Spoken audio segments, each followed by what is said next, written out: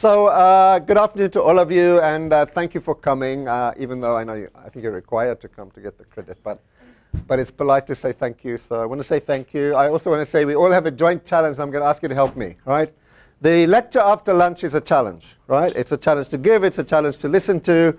You've eaten probably a little bit too much. I don't know what you did last night, and all of these sorts of things, but whatever you did last night, it tends to come home to roost at about 2 o'clock in the afternoon. So I would like you to make an effort, all right? I also would like you, I'm going to ask for the chemistry in the room. I would like you to look at me and not at your computers, okay, during my lecture. Is that fair enough? I'll tell you what happens if you're looking at your computers. I know you're not listening to me, and slowly it begins to sap my energy, all right? Because I need to interact with you. I need to know you're listening, and then I'm talking, and so the energy can build up. So if you it's a public good, private good thing. The more you individually look at your computer, the worse my lecture is going to be. Okay, so if you can try to stay away from that little screen just for a short while, all right, so that we can try and make this thing work well. Okay, I've got nothing against them. I just, and I know you think you can multitask, and you probably can, but I'm not sure it always works. So I wanted to just ask you, is anybody in the room South African? We have one. Has anybody been to, oh, nice to see you. From which part? Limpopo. I'm from Limpopo. From Polokwane. Are you from Polokwane or somewhere?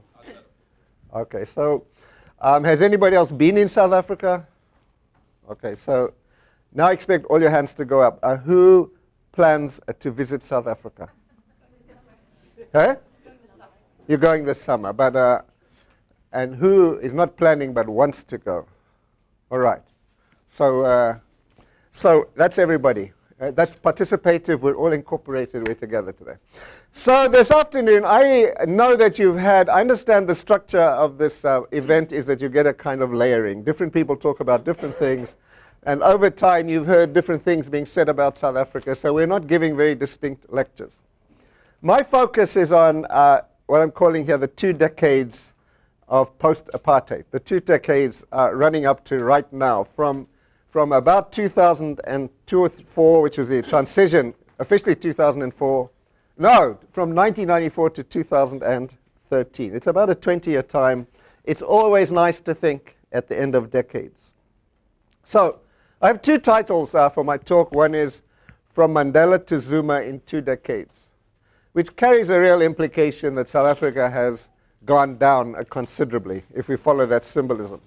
Nelson Mandela may be the most respected man in the world. I'm sure there's some challenges for that, but he's close, right? Jacob Zuma is not the most respected man in the world. And so there's an implication of that this thing is not going right. And then the other one is Cry the Beloved Country. Now, Cry the Beloved Country may not in itself mean much, but it's a theme I want to take up a bit. Cry the Beloved Country was a novel by a white South African called Alan Paton, who wrote in the 1940s, and this is what he said was going to happen. He was liberal. He wanted change in South Africa. He wanted a black majority rule. But this is what he said. He said, by the time white people understand they need to share the country with black people, and what he put it was, by the time white people turn to loving, black people will have become impatient. Black people will have turned to hating, because their patience will have run out with oppression. And then he proceeded to write a novel about the future, that South Africa would come apart because black people would take out revenge on white people, and the country would be destroyed ultimately, and there'd be things like wars. And that's what he wrote this novel called Cry the Beloved Country, which was an extremely beautiful novel and very influential. Probably till about 25 years ago, it was almost the only set work that came out of Africa that was being taught in American schools. Now, that's not what happened. Okay, by the time white people, let's say, turned to loving, well, they didn't turn to loving at all. But the time white people realized they just absolutely had to change and allow this country to be a majority country and a democratic country, it wasn't that black people had turned out hating. There is not a lot of hate in South Africa on a racial basis or on an ethnic basis. People actually get on rather well, at least at a superficial level. I don't think that's what happened. It's not about hate. What did happen was that white people under apartheid denied black people certain advantages which have left a legacy which is difficult to overcome. They denied black people in particular a reasonable education. And that's not an easy thing to overcome if you have generations of people who are poorly educated, and now you come into a situation of an economy that is rather advanced. You have created a kind of structural unemployment. And it's not like the country is in a state of war, but the country is not happy. And so I want to follow that theme a little bit. And so we have your two figures here. Okay, this you've probably seen 10 times, right? You know this. The most important thing about this is that in the far part of Limpopo, that's where I'm born. And this man he's from Limpopo. And the other part is here where you see Gauteng. That's where Johannesburg is. That's where I went to university. The University of Witwatersrand was where I went. And now I go often to Cape Town with students. But in this whole map of South Africa, it's a very unevenly developed country. And a huge amount of development takes place in Gauteng. That's where the economy throbs and lives. And then you have a growth area here, and you have a growth area here. And then you have mines in different places. But large parts of this country are not doing well. And a big part over here is actually semi-desert. That's just to say politics and economics get mixed up. Okay, to begin with, hope. South Africa was, I'm not going to go through this in detail, but in 1990s, essentially because you've had the history, there was a white leader called de Klerk and the African National Congress leader, Mandela, agreed to terms, and South Africa changed. Now, you know what apartheid was, and it was an unbelievable moment. Oppression by white South Africans of black South Africans was comprehensive and vicious and mean-spirited, right? And you had a small group, white privileged people, oppressing a large group of black people. And there was no way that this could happen peacefully when there was change. It had to be by violence. We all thought that. And then this magical moment happens after a lot of negotiation and difficult things, let's be honest. And Mandela, and a huge amount is depend on his personality. You get a peaceful transition from white minority rule to a democratic country. And the hope is wonderful. There's the second hope, of course. It was something called the Rainbow Nation, which was a Desmond Tutu phrase, which in South Africa is not just black and white. We have Asians, we have South Asians, we have East Asians, we have all sorts of other race groups, we have mixed people, etc., etc. He said, let's not think of ourselves as black and white. Let's see ourselves as a colorful rainbow that will move forward. This is also hopeful. This you also know was a great moment for South Africa. It was the World Cup of soccer was run there just a couple of years ago, and it was a beautiful success. And it showed the world that South Africa can manage something extremely complex and challenging. Now, this was important because the whole world, and you've heard about crime and violence in South Africa, expected that during the Soccer World Cup, a few Germans or something like that would get murdered, all right? And everybody was waiting. And in fact, in Germany, they sold vests, steel vests for people to take to the World Cup with your German soccer colors on it. In fact, nobody got killed in the whole World Cup, and it was a wonderful success. And it was also a moment of hope. And then, of course, there's the BRICS, right? Which is the theme of this whole series of lectures. South Africa is now honored to be a member of the BRICS countries. Now, I'm South African, and I'm very proud of it, and I wish the country well, but it doesn't belong there, all right? This is a gesture by Asian countries, I think in particular, and probably China, to bring one African country into the BRIC community. South Africa is a much smaller economy and has much less impact on the world, and so it's kind of nice to be there, and it's kind of fun. But when Jacob Zuma is sitting with the heads of India and China and stuff, he's slightly out of his weight division, that's a boxing title. Do people know what boxing is anymore? Boxing used to be a big sport, you know that. And now it's been pushed off by something called, like extreme something, what? MMA. What's that? Mixed martial arts. Okay, so I don't even have weight divisions in mixed martial arts, but if you do, Jacob Zuma doesn't belong in this weight division with the leader of China. And so it's kind of fun to be there. But it's a smaller economy, and it's not actually doing that well. Its growth rate doesn't compete with what's going on. Its competitiveness rate doesn't compete with those countries. And it's kind of, so it's nice, but it is an emerging market, and it's not a poor country. The average kind of income, and it's hard to get this exactly, is about $6,000 per person per year. And if that's translated into purchasing power parity, which is somewhat more complex, it's about $10,000 a year, which is not a poor country. Right? So it is an emerging market, but there are other emerging markets as well. This you've heard, but I have to introduce it. So you have a country with hope. It has an economy, it's an emerging market, you have this great peaceful transition, and you have these complexities. Apartheid's legacy remains huge in South Africa, and you know about this. South Africa is divided into 4 race groups by law, right? You didn't have any choice. I had on my passport a long number on my identity card, and at the end it said W for white, right? And then there was, for Africans had a black, or they changed the name sometimes to Bantu, to something else. They had a name. And then there was Indians, people who came from South Asia were called Asians. And then there's a group in South Africa called Coloured, which is a very interesting identity.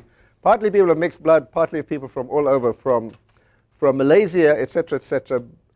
So South Africans have got it in their heads that there's 4 race groups, and they talk like that. And sometimes I might say things, and you might say, why is he being racist?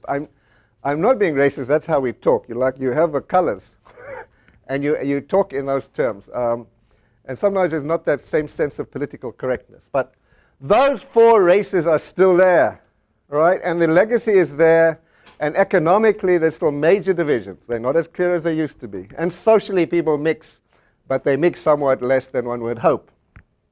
Education remains different. It's different. Jobs are different. It's in people's minds. This apartheid, it's still there. And then the important is it's in geography.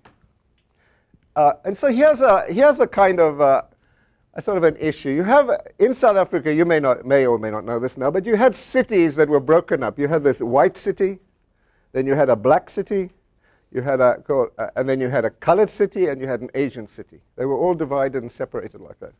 And we're completely used to living like that. Now that is changing slightly, but it's not changing very much.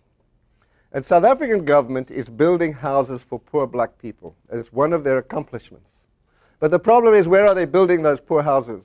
They're building them as extensions of black areas. And so they're actually, in one way, building houses for black people, but they're actually also reinforcing the old apartheid. Black people who are poor and living in these housing projects are getting further and further away from white people and from where jobs are. And there's not a right or a wrong to that, it's a dilemma. And we may come back to dilemmas again. So that's key. So the point is, there's hope, but there's challenge. And the challenges are complicated. So what I want to do now is run through a scorecard with you, because you're used to grading and pluses and minuses and A's and things of that kind. And then what I'll do after the grading is I'll do a few kind of issues and emphasize a few things. All right, and I'll try and be done in about 35 to 40 minutes. Is everybody with me? Are you awake? All right. Okay, so to go through a few things, and if you want me to answer questions, ask me, and then if I feel like we're getting too bogged down, I'll move on. The political transition, that is from white rule to majority black rule, it went beautifully.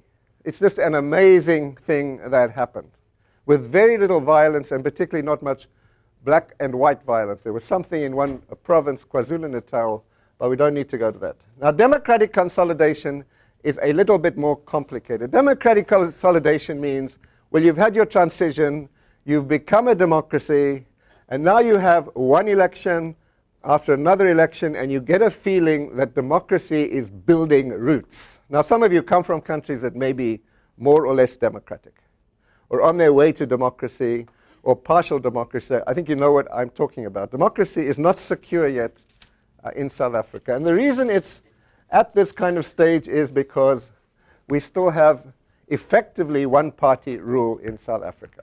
Now, This is not your one-party rule of a dictatorship. This is your one-party rule of choice. In other words, the people overwhelmingly voted for the African National Congress. And they voted for them again, and they voted for them again. And so you have democracy, but there's a kind of sense that until the party, the main ruling party, gets challenged, you haven't actually seen if your democracy works. And so we don't know that. Also what happens, and we've seen this in Africa in many places, is if the one party doesn't get challenged, it comes to think of itself as the state. Do you guys follow what I'm getting? Is that government is meant to be different from the party. The party is not meant to be the same as government. But the longer one party stays in power, the more it takes over the institutions of the state and begins to think they're the same thing. And that, the dangers of that happening in South Africa. So the democratic consolidation and authoritarian pluralism, it's not going so well. But here are good things. We have not one political prisoner in South Africa, right? And there's some people here who may have been countries that do have some political prisoners. They may not.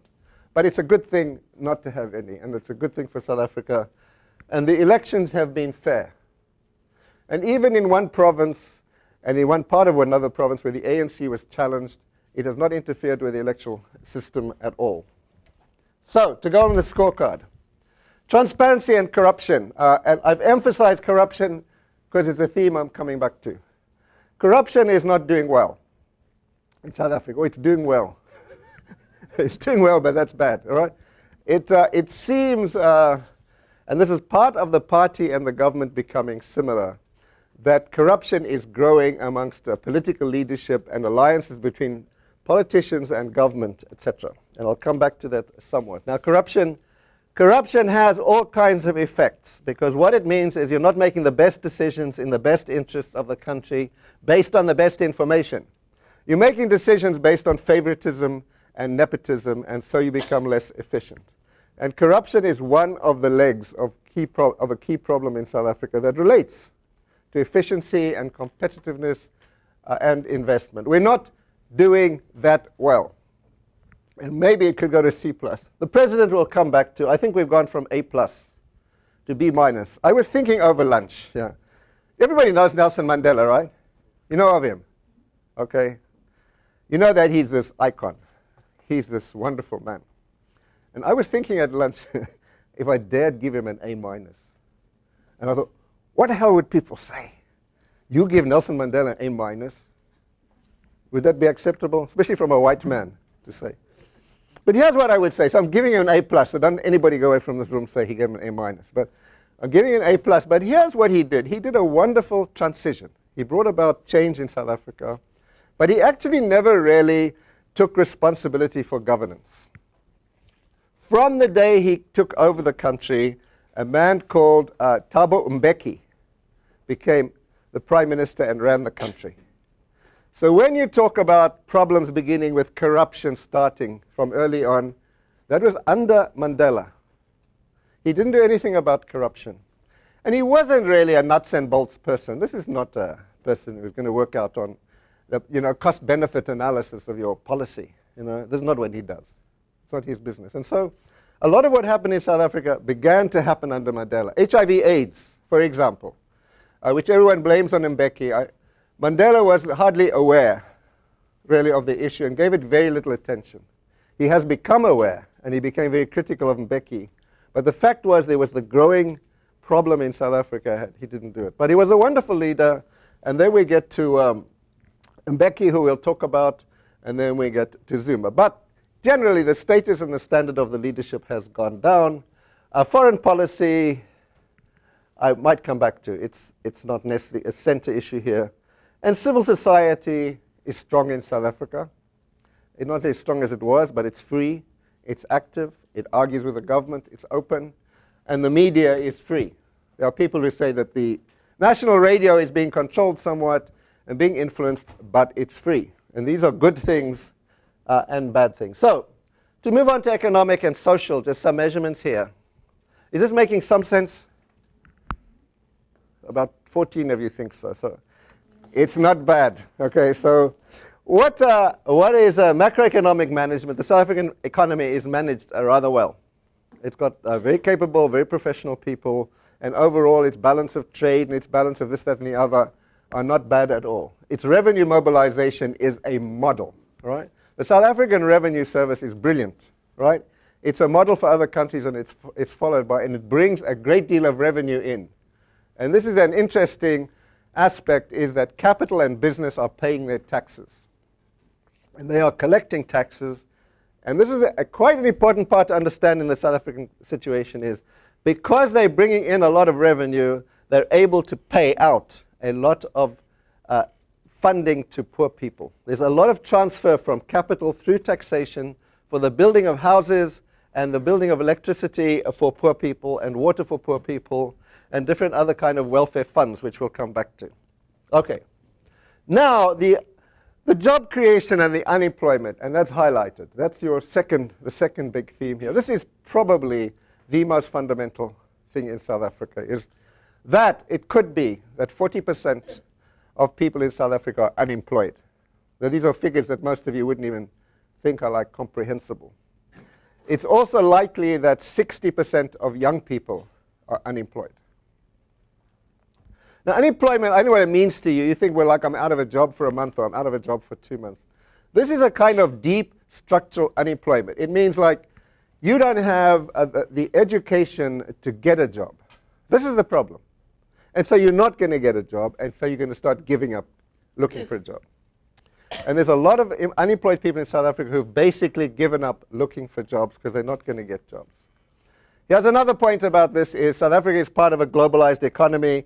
It's a much more complicated world than it used to be 20 years ago. Jobs that, a low education that got you an unskilled job 20 years ago doesn't get you a job anymore because nobody needs you.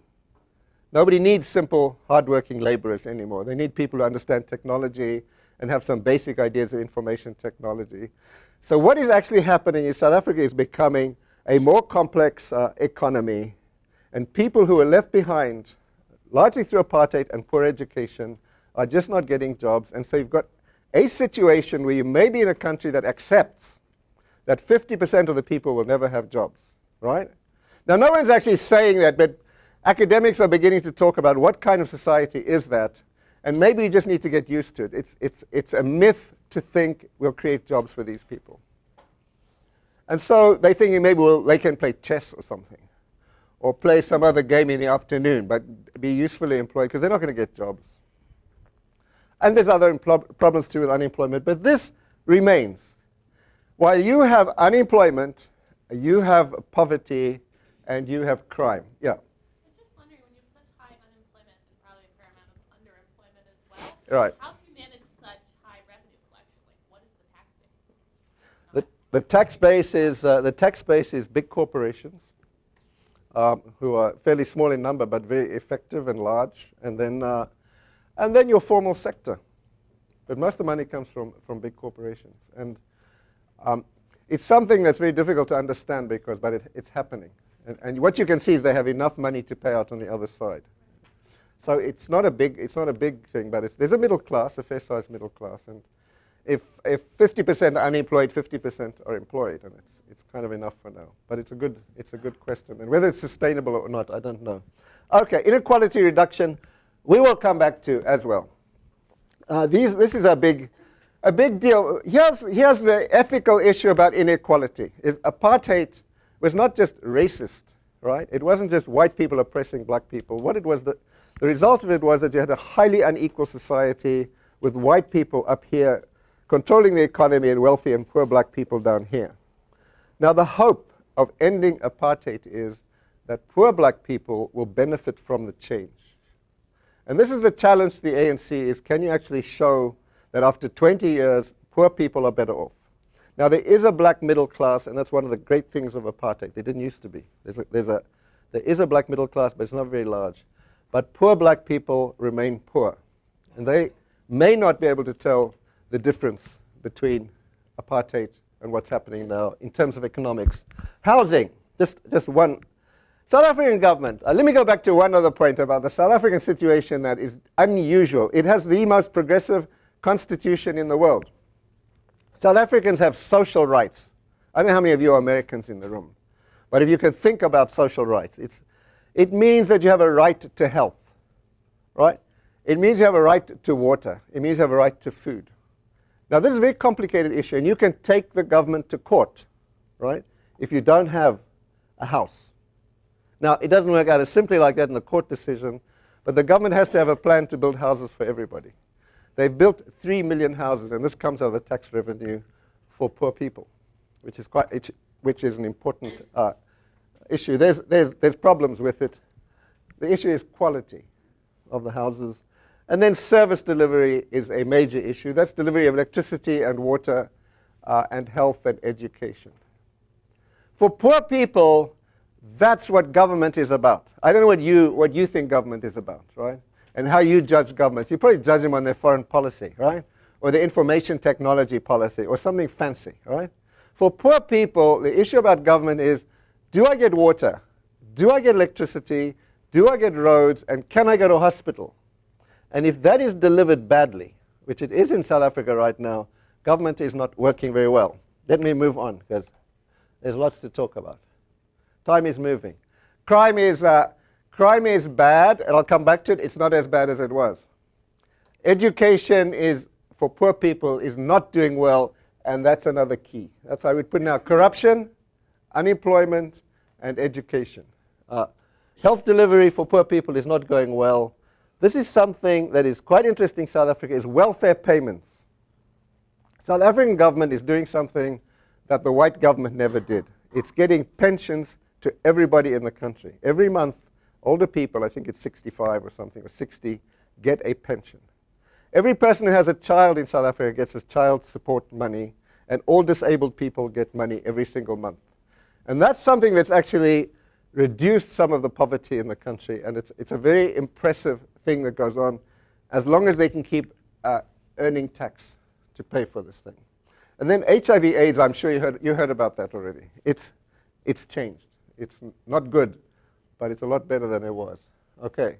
Now let's get to this little issue. Now that's kind of the scorecard. I want to just deal with some issues and in about 15 minutes, and then we can go on afterwards with questions.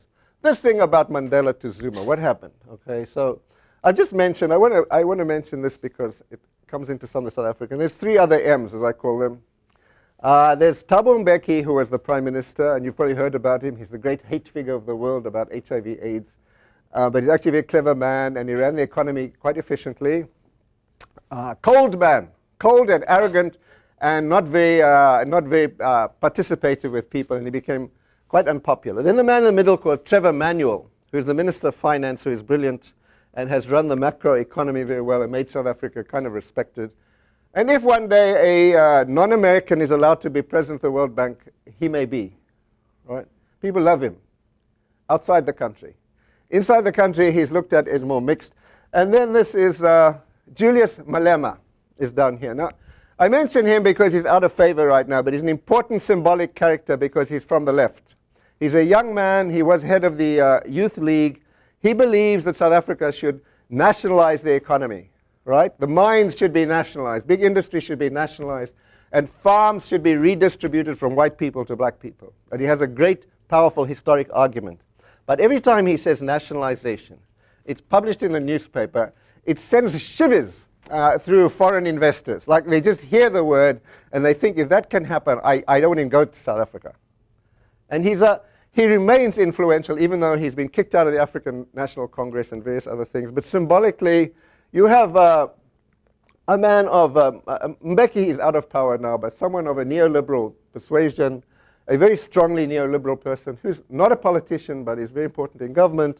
And then you have the left in South Africa. And so the Zuma puzzle, how come we got this man, right? You know the history of this man. He's just before he became president, just before he became president, he was charged in the courts with major corruption, and he was charged in court with rape. This is the man who's now the president. Now, the point was, most of the country thinks that he did engage in some kind of corruption, and most people think he probably was responsible for an incident of rape. He got off not because of any corruption in the courts, but because of sort of technical things, and rape is a difficult thing to prove. But the thing here is this is not exactly what you want to be the president of your country, right? So anyway, he was found not guilty of those things, and he became president. And so why had we gone from this Mandela, this icon, through Mbeki to Zuma so quickly? And these are just a few things. One is this was an anti-Mbeki vote. People were tired of Mbeki. He was an arrogant, cold man, as I said, and neoliberal, which people don't really have, but he didn't seem to care enough about poor people. This man cares about poor people. He talks about poor people. He talks to poor people. And he says he'll do things for them. He's going to create 4 million jobs, et cetera, in the future.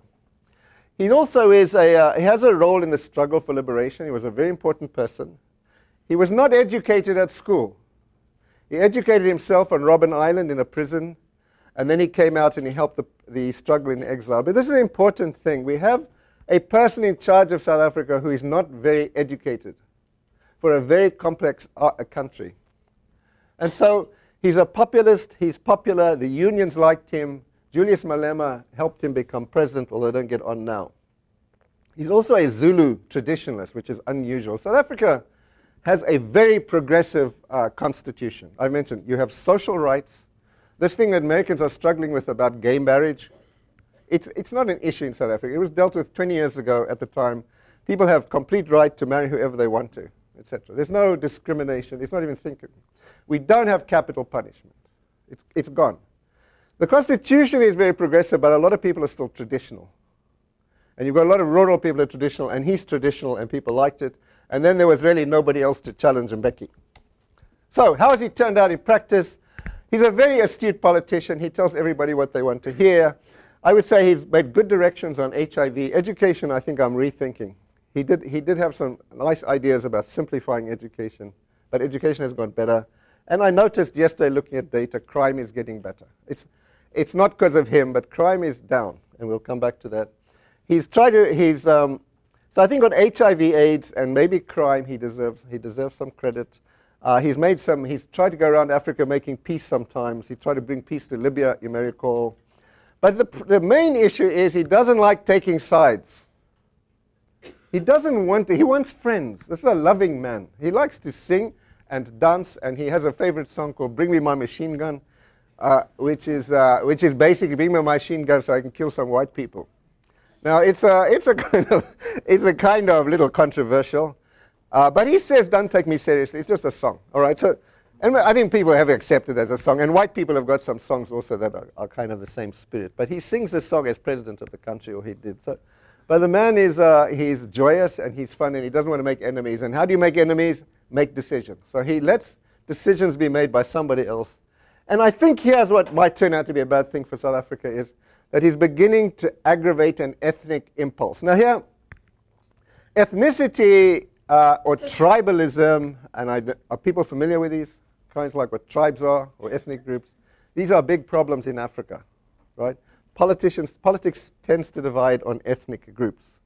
And so you have wars in Africa, like the Hutu and the Tutsi, whatever, Hutu and the Tutsi in Rwanda, right? And the Igbo and the Yoruba in Nigeria. And periodically you've got stuff in Mali.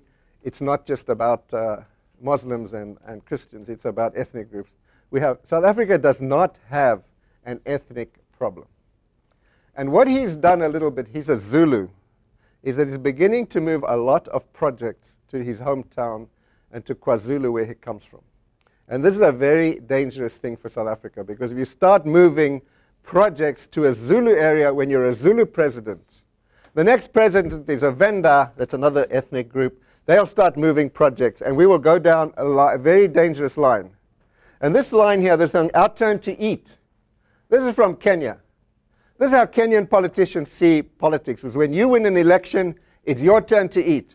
And to eat as much as you can quickly, because you don't know if you'll be there in 5 years' time when another ethnic group will take over. And it makes politics vicious, and we're in danger of that now for the first time. And that may be one of his negative legacies. Here's a little bit of hope.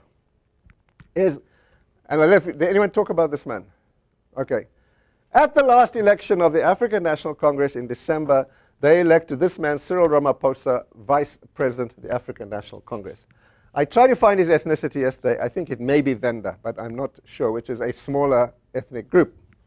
Now, this is an extremely capable man. He was a leader in the anti-apartheid movement, probably the most prominent leader in the country.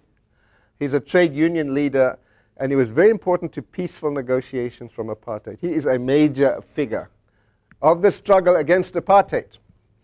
It is said that Nelson Mandela would have preferred him to be president of the country rather than Thabo Mbeki.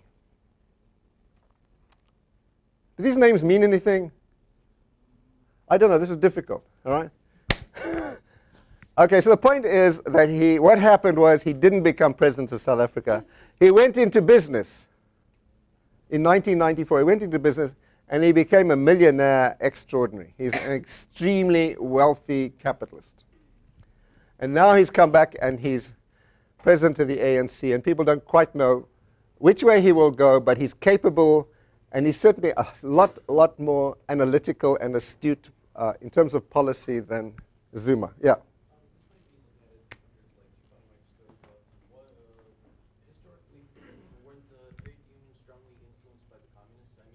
Yeah. That sort of waned over time up till now, or is that still a thing? I'll come to it, I think. Okay, I just want to mention this briefly in case you think there's no opposition. And so unfortunately, it's a white woman, but she's the leader of the opposition, okay? So there is there's a political party. It's not white, that's a mistake. It's a political party led by a white woman called Helen Zille. And it's actually doing quite well. It's moved up its vote from 2% to 10%. It's won the Western Cape, the Western Province, one of the big provinces in South Africa. It's won Cape Town City Council. And it's embarrassing and challenging the ANC in small ways. It's not threatening the ANC in terms of election power, but it does keep it on its toes. And one of its challenges is to break out of being a white-looking and a colored-looking party of the Cape and break out in particularly to get black people to support it. And that may or may not happen. It doesn't look likely now. Okay, so the ANC, and this is your question about communism. The ANC is not a one party, it's a triumvirate of parties. There's three organizations that run South Africa. The African National Congress, the South African Communist Party, and COSATU, which is it's the Congress of South African Trade Unions. They're actually in an alliance, and they're not. The African National Congress is a mixed party ideologically. It has everything from capitalists to socialists to neoliberals to communists. Southern Communist Party is a communist party of old. It doesn't push things very hard because it's small. And then you've got the Congress of Trade Unions, which is leftist, I would say, and still very powerful. Because when it comes to bringing people on the streets for demonstration, they can do that. And the ANC can't, actually. The ANC has supporters, but it doesn't have members in the same kind of way. And it's very powerful, and there's a very uncomfortable struggle about that. Let's see how we're doing. Did you wave to me? Okay. Okay, corruption is, we may come back. I want to just move through some quickly. I'm just showing here at the top, corruption's getting worse. South Africa's measurement, the world measures South Africa in something called the Transparency Initiative. It measures corruption. South Africa is getting lower and lower records. The economy of South Africa needs to be at least 5% to create a reasonable amount of employment, and it isn't. It's down this year to about, this ends in 2011, but I looked at 2012 yesterday. It's about 1.3 to 2%. It's not generating enough money. Poverty and inequality is at worse now, and here's just one figure to show you. For every $100 white people earned, let's say, in 1917, Africans or black people earned $9. Okay, that gives you a sense of proportion of the unequalness. Let's just go back. In 2008, for every $100 white people earn, Africans earn 13. So the inequality between white people and black people has not changed very overall as a major figure, and that's not a good thing. But poverty has come down. If you're not interested in this, you should be, okay? Because this is the most important thing. The rest, in a way, is superficial stuff about politics and government and who likes presidents. But for most of the people in the world, poverty is the biggest issue, all right? I want you to know that, about not just about South Africa, about everything, all right? Like, I don't know what you're doing and what you're studying, but keep poverty in mind, all right? That there are a lot of poor people in this world, and that's the issue. And so what we see in South Africa is that poverty, just take that one figure if you can follow it, people are living below $1.25 per day. In 1994, when African National Congress came to power, it was 17%. Now it's 9.7%. That's an improvement. They've brought poverty down. But if you look at this figure here, the percentage of South Africans under 5-year-olds who are underweight, you can see in 1994 and 2005 it's actually got worse. Now what this kind of indicates is that poverty has come down somewhat, partly on average. These are averages because there's a black middle class now, and partly because of all the funding, the pensions and the child support and the disability funds that are going to poor areas. But government services are poor. And so we're not getting medical treatment to mothers and to children and to babies. So HIV/AIDS, you know the story. It was a heroic struggle by civil society. The civil society won. Crime is shocking, but it's actually getting slightly. Murders are down a few thousand, which is quite nice per year. Sexual offenses are not down, but they are slightly down. Drug-related things have doubled, and commercial and complex crimes have increased considerably. Now, I know what that says. It says South Africa's crime rate is shocking, but it's not getting worse. And it may actually be getting somewhat better. And then just coming to a conclusion, just recently we had, I think I'll skip this out, we had a disaster recently, and people on the mines were killed. Let me explain it. That's what I do sometimes. I try and abbreviate something, then I end up telling the whole story. So let me tell you the story briefly. Last year, miners went on strike on platinum mines. There's all kinds of configurations. And the South African police, this is not the white police, this is now the African National Congress's government's police, shot and killed 34 people. This is hugely a symbolic thing. And so it caused a lot of interest around the world. They killed 34 and injured 75 people. Now, what this was about was not COSATU, not the main mine workers union. It was a more radical mine workers union striking against the union and basically saying, we are not getting our share in the wealth in this country. We are not getting paid equally for our jobs. And these are people who are employed. Most of the people, and half the people, are not employed. You now have this level of people who are employed but are feeling like they're really hurtful. And this broke the country up and caused a great deal of questioning about what's happening in South Africa. And just the two names in the middle, Malema and Ramaphosa, to come back to them. Malema, the young man, went out and supported these mine workers and said the police need to be charged with murder, etc., etc. He took the side. Ramaphosa, who actually works, is on the board of directors of the corporation that runs these, said the police were justified in doing the killings. He's going to be sorry for that statement because it's going to come back to haunt him now. Okay, so it's caused, it's a major feature from last year. Service delivery, I've mentioned, is a major issue in South Africa. Poor people do not feel like they're getting treated properly. Now, houses have been built for poor people, but they're not good quality. So the houses leak. These are very small homes. Electricity breaks down. Water doesn't come through very cleanly or very regularly. And basically, there's a high level of frustration amongst poor people in South Africa. And we have protests, what are called service delivery protests in South Africa, quite regularly. Now, under apartheid, you used to see that, right? But it was the South African white police standing here. Okay, now you have this happening under the ANC, and it's about a frustration with people being unemployed as well as getting poor service delivery. Xenophobia, we can move on. So coming to the conclusion here, I want to say, and I thought about this a lot yesterday, and I'm not sure I've got this right. And I know I've said a lot of different things, but if you wanted to find what are the key 3 problems that aggravate each other in South Africa, it's poor education. There is nothing worse in the long term than poor education. And East Asia realized this a long time ago. It's one of the causes of success in East Asia is to get education right before other things come right, because if you educate people, you get to get human capacity, and human capacity is what brings development. Foreign investment brings it to some extent, but human capacity and South African education is failing for poor people. And then unemployment. And these two go together. Is if you have 40 to 50% of people unemployed, you've got a basic poor use of your manpower and your capacity, and you're creating issues like crime and protest. And then you have corruption. which in itself you could manage if everything else was working well. But corruption means that money is going to the wrong places, decisions are being made poorly, and you're not creating good schools. And part of the reason you're not creating good schools is because unemployment, because of lack of education and corruption, and money is not going. And so what's happening to South Africa is it lacks the capacity to deliver what it promises. It can't deliver the services poor people want, and it can't deliver the competitiveness for the international business that it needs to do either.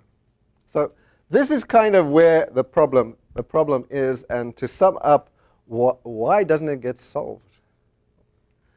And I'm not sure I know the answer, but this is what I would say has happened. There are big dilemmas in South Africa, and if you're a policy, I don't know if anyone's interested in policy here. You know, policy is that governments make decisions. The policy dilemmas are immense. Let me just give this to you. You have centuries of racial discrimination, right? Which means that black people are much less educated than white people, have much less background in business, have had a whole series of disadvantages. Now, what do you do about that? You want to try and bring them along. You want to give them jobs. You want to give them affirmative action, right? So that they can take the place and they can compete with white people, and it's absolutely ethically justified. The problem is when you bring people into jobs for which they're not qualified, foreign investment doesn't like it. Foreign investors do not want to go to South Africa when they're told, and they are being told, you need to have so many black people on your board of directors, and you need to bring so many black people into the business because of affirmative action and the history of apartheid. They're not responsible for although some of them are. They're not mainly responsible for the history of apartheid. They say that's your problem, not ours. And we would rather go to a country where we can employ whatever labor we want to that is most competitive. It's that kind of legacy of trying to deal with your history, but in a present-day complex globalized world that's creating problems for South Africa. And so you have also very strong unions that you mentioned who are looking after their own jobs very carefully.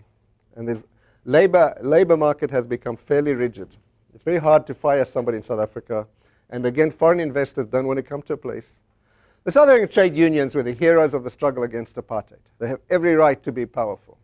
But foreign investors don't want to hear about powerful trade unions. They say, you've got powerful trade unions, that's not what we like. You like it, have it. But we'll go somewhere else. And it's something of a problem. And then you have all of these complexities taking place in South Africa in a very complicated world where, as you know, the American economy collapsed a few years ago. The whole world sort of collapsed. South Africa felt that as well. There's all these complications. And you have a leader who doesn't quite know what to do, right? He's not smart. He doesn't really grasp these things, and he's not very interested, and he doesn't have courage. Somebody has to have courage to make hard decisions. And so that's kind of where I'll stop. Okay, so I'm happy to take questions. I hope that makes about 50% sense to you. All right? And all the other people who've been talking to you should be experts soon. I want to just mention two things. There's this thing I refer to about Cry the Beloved Country. If you're looking for some easy reference for your paper, The Economist magazine of about a few months ago entitled the whole magazine, Cry the Beloved Country, and it gave a very negative discussion of South Africa. And if you look at the Cato Institute, if you go to the Cato Institute website, and you look on presentations and archives, you'll see again a title of a talk called Cry the Beloved Country. And it's by a white South African being quite negative about South Africa, and a response by the South African ambassador. Okay? So I'm happy to take any questions or comments. Before we take questions, we're just going to hand out the prompts that you can write while you're asking questions like you've been doing. Okay. And the prompt is, what grade would you give South Africa politically? Great. And why? Okay, so the question then is, what grade would you, Dr. Hirschmann gave his presentation on different grades. Based on what he said, what grade would you give South Africa politically and why? And while you're writing, please rest your question. Okay. So if you, I'll repeat the questions, okay, so that you'll hear them. you sort of mentioned the whole path down the our time to eat sort of Yeah. way of thought. Can you sort of address how you, like, is away from that? Because at least from what it looks like to me, the ANC is going to be for the foreseeable future is going to be the black party, and while the opposition seems like it's trying to move away from being the white party or the colored party, what are realistically the chances of of a colored person or a white person emerging inside ANC? Because it seems like you're describing a situation where there is a real shortage of educated people and thus a shortage in leadership, but this is a party that is incredibly popular just due to the ethnic composure of or racial composure of the country. Okay, you want people to be writing answers now? They can write, but they can. That's what you think. I don't think they can do both myself. Not an insult. I'm not insulting you. I just. So, did anybody hear his question?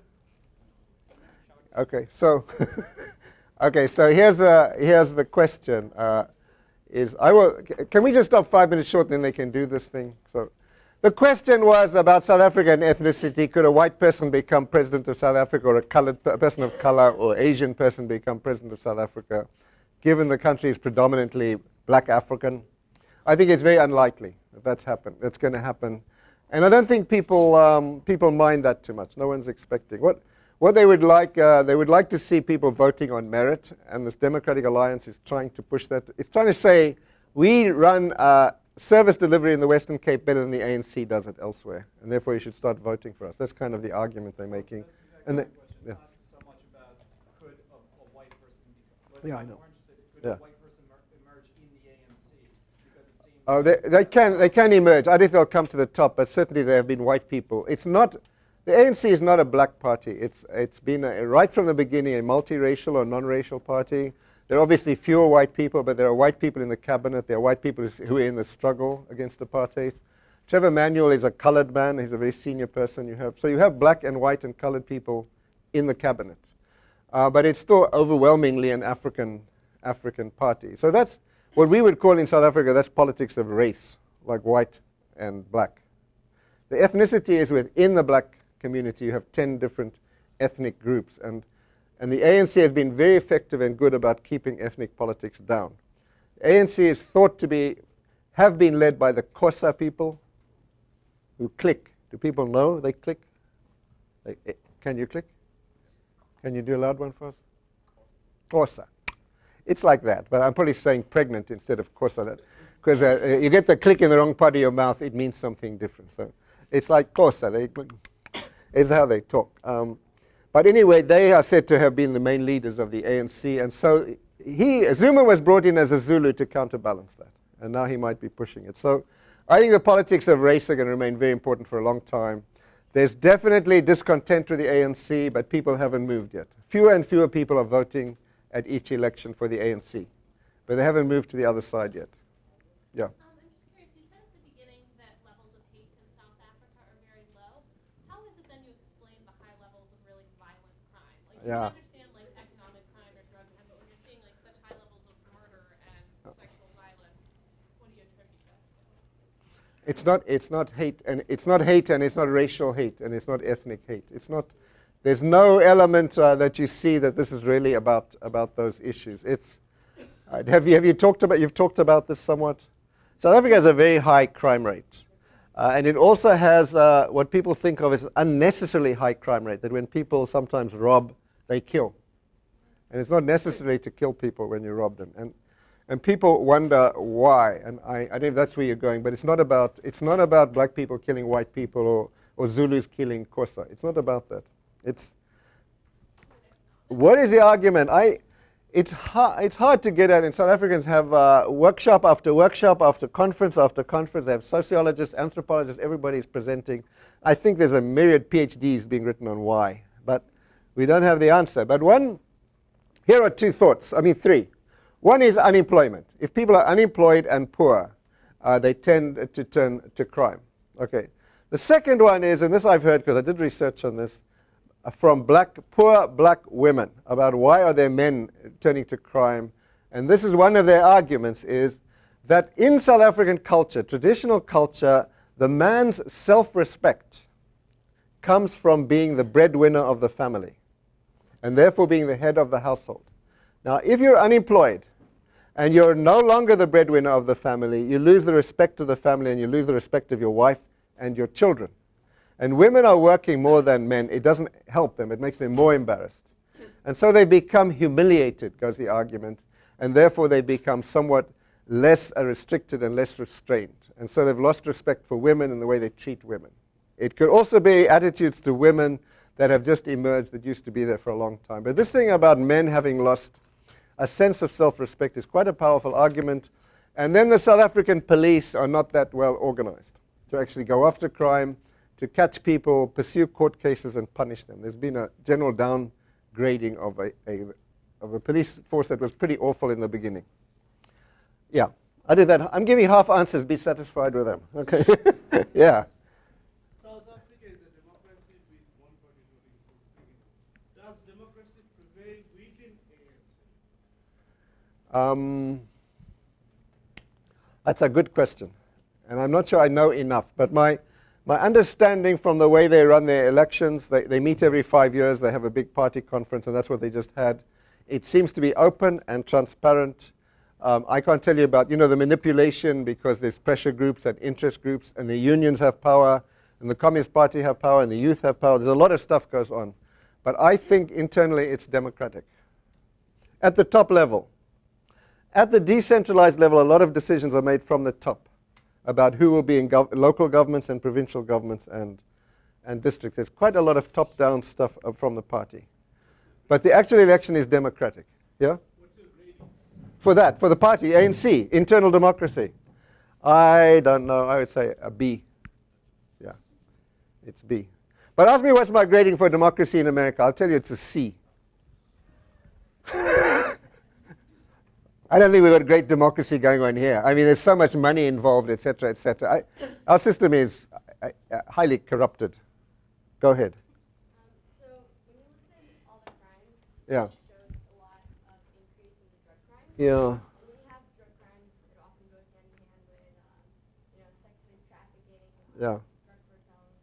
So do you see South Africa rising as an area where these issues become huge in the future with specifically sex slaves and drug cartels? I think there's a certain amount of sex trafficking, but I don't think it's very big. The reason drugs are a big thing in South Africa is it's perfect for drugs and drug crimes and big crimes. It's got good ports, good roads, good banking system, good places to invest money and hide money. It has very weak police force. So immediately after independence, in fact, quite a lot of drug companies came into South Africa. And people always blame the Russians and the Nigerians. But people always blame Nigerians for whatever happens. So, but they blame them. But it's a serious problem, and clearly it's growing. The drug thing is growing, and I can't actually give you an explanation why. But right from the beginning, South Africa became a place for distribution and transfer of crimes. For drugs, and they are doing things to try and prevent it. One of the big places where you see money moving is casinos. In fact, most of the reason for casinos in poor country is to fence money illegally. And so they've actually stopped that in South Africa. You have to say where your money is coming from before you can cash in your chips and things. So, but the drug thing, it's good for drug trade, I know that. But why it's gone up so much immensely, I don't know. Let me just say something about the statistics. They come from the South African police. So they may be somewhat inaccurate. I need to say that. I don't think they're necessarily inaccurate, but that's where they come from. Question, yes? How would you rate religious freedom and also the acceptance or usefulness of aid, governmental or not? Okay, religious freedom is the question. I would say it's A plus. There's no interference with religious freedom that I know of. And then your second question was, is aid being well used? Yeah. There's not all that much foreign aid going to South Africa. And South Africa shouldn't get any foreign aid. It really shouldn't. It should be using its money. It's got money, right? And it should be making decisions about where to spend the money itself. To the extent that it's getting it, I think a lot of it goes through non-governmental organizations. It's been getting quite a lot of money for HIV/AIDS, and that's probably a good cause. But I can think of other countries that may need it as well. And so I think it's pretty well used. It's not corrupt. It's not hidden. I would say it's effectively used, but there's not a lot of it. Let me just see. Anyone at the back? I don't want to leave you out of the back. You're disenfranchising yourselves, right? Anybody have a question there? Nobody. Anybody there? Don't say you weren't asked. Don't say this wasn't participatory democracy. You're all being asked for your questions. All right, I'll come back here. All right, questions? You had a question? Was there somebody here? Go ahead. Why is unemployment so high in South Africa? It's let me try. How much time do we have left here? Okay, good 10 minutes. You know, it's just because there's American optimism. There's good 10 minutes. There's bad 10 minutes. There's in the middle 10 minutes. Okay, so we've got a good 10 minutes. So why is unemployment so high in South Africa? Number one, it was high before, but it was hidden. We had something under apartheid, and you may know that South African black people were not allowed to move without a passbook. And so they were kept in rural areas. When that started breaking down, they moved to urban areas. So huge numbers of people who were in rural areas came to urban areas, and there's no jobs for them. Secondly, they're unemployed. I mean, they're uneducated. They don't have the kind of education you need. And what's happened in South African investment is that people are scared of the trade unions. So when they invest in capital-intensive, complex industries, which don't help poor people who are not educated. And the more they're scared of unions, the more they invest in that way, and so people are not getting jobs. And you know that if you're out of work, if you don't get a job after 2 years out of high school or something, it's very difficult to get a job. You don't have a work culture, you don't have a work ethic, and people don't trust you, and it's hard to get a job. And then if and I don't know the union side, the trade unions in South Africa are very strong about protecting the labor market. So people don't hire because you can't fire. You know this kind of problem that happens. It's like you build in protections, which are legitimate because white people used to be able to hire black people without caring. So they've built in protections. It's almost impossible to fire somebody. It takes like a few years. You have to go through a whole lot of committees, a training process. So what happens then is, in order to avoid the problem of having to fire somebody, you don't hire people. You try and mechanize. So you see sometimes in South Africa roads being built mechanically with all kinds of modern machines imported from elsewhere, and you see black poor workers sitting on the side looking for jobs, and no one's employing them. So it's a mix of things like that. Other questions? Yeah. This may be a loaded question I can talk to later, but just reflecting back on experience in Chile, Yeah. where no progressive government was turned over. Why was South Africa tolerated for 34 years? Why was South Africa? South African government tolerated for that long before Western governments took any action. You're implying that South African government was overthrown because of Western governments. Yeah, but when Western governments are active, when there's a communist government and they're ready to overthrow, but why is Western governments essentially supported South African government. Apartheid. They didn't interfere very much. There was an anti-apartheid movement in the world which became quite impressive. There were some governments in Scandinavia, etc., that took stands against South Africa. There were African governments took stands against South Africa. You weren't allowed to travel in Africa and things of that kind. But the big capitalist countries, America and Western Europe and England, basically carried on with South Africa as though nothing was out of the ordinary. And so they never really turned on South Africa. What happened was the South African internal black struggle, the African struggle, was what changed South Africa. And then there was outside pressure from businesses and things like that. But it wasn't a lot. It's a mix. So they didn't play much role in it. Okay, other questions? Any other questions? I think we're out of questions. Okay? All right.